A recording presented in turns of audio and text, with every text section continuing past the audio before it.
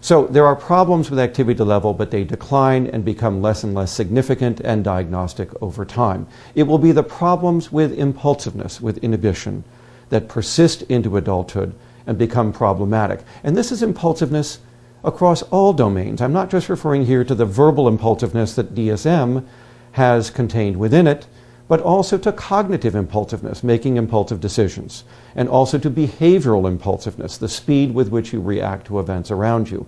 And finally, though not mentioned in the DSM at all, is the problem of emotional impulsiveness. It is my hope that DSM-5 includes a few items that are able to pick up that aspect of the inhibitory problem, because it's now quite apparent that ADHD is associated with a marked problem with emotional impulsiveness, the quickness with which emotions are shown, and difficulties with the self-regulation of emotion once strong emotions have been elicited.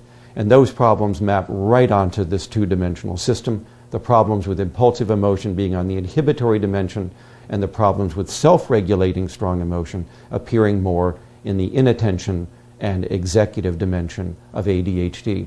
So we can really think of ADHD, if we want to rephrase it, as an executive disorder. One dimension is a failure in working memory and what is generally referred to as metacognition, and the other dimension is the inhibitory dimension.